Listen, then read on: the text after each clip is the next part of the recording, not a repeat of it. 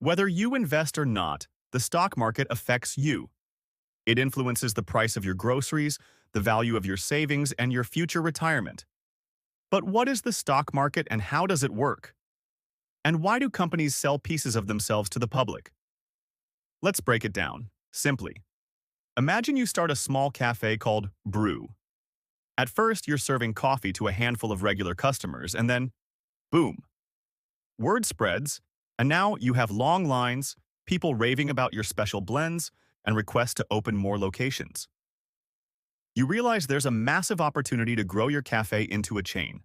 But for that, you'll need better equipment, more staff, and new locations, all of which cost money, way more than you have right now. Where do you get the money? One way is to sell pieces of your company, called shares, to investors. In return, they partly own and get a slice of the company's future success. These shares are called stocks. They represent a share of ownership in a company. As the company grows and becomes more profitable, the value of your stock goes up. Stocks give businesses a way to raise money. But where do people buy and sell these shares? That's where the stock market comes in. The stock market is the place people buy and sell stocks at agreed price. These exchanges work like auction houses. Investors place bids to buy stocks at a certain price, and sellers offer to sell at a certain price. When a buyer and seller agree on a price, a trade happens. But how do those prices change? Let's find out. Stock prices change based on supply and demand. Think of concert tickets. If a famous pop star announces a surprise tour, fans rush to buy tickets, pushing up its price. But if no one's interested, prices drop. Stocks work the same way. Stock prices go up when more people want to buy a stock than sell it. That's high demand. And high supply is when stock prices go down, since more people want to sell than buy. But why do people decide to buy or sell? Let's go back to our cafe. Company performance. If Brew introduces a new coffee blend and customers love it, investors see a booming business. More people want to invest in Brew's stock, driving the stock price up. Economic conditions. If the economy is doing great, companies can grow and people feel confident investing. In a strong economy, people have more disposable income to spend on premium coffee, and investors feel confident in businesses like Brew, boosting its stock price. But in a recession, people might cut back on fancy lattes, leading investors to sell their shares and causing the stock price to drop.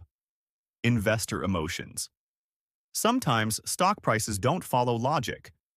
If a rumor spreads that coffee prices are skyrocketing, some investors might panic and sell Brew's stock, even if Brew is doing fine. Or if a celebrity is spotted drinking at Brew, the hype alone could send the stock price soaring, even without a major change in the business.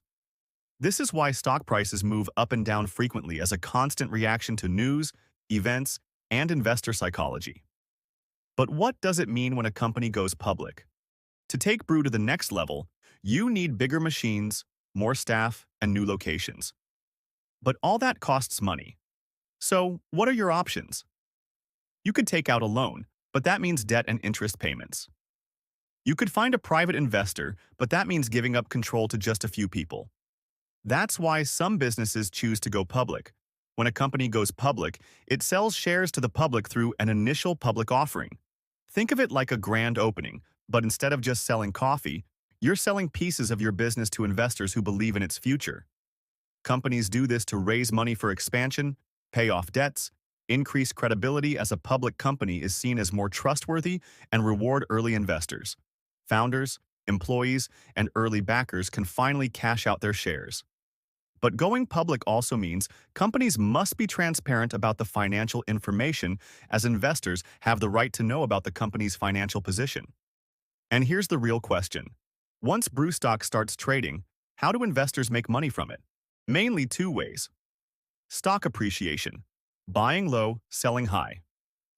Tony buys 100 shares of Brew Cafe at $20 per share, meaning he invested $2,000.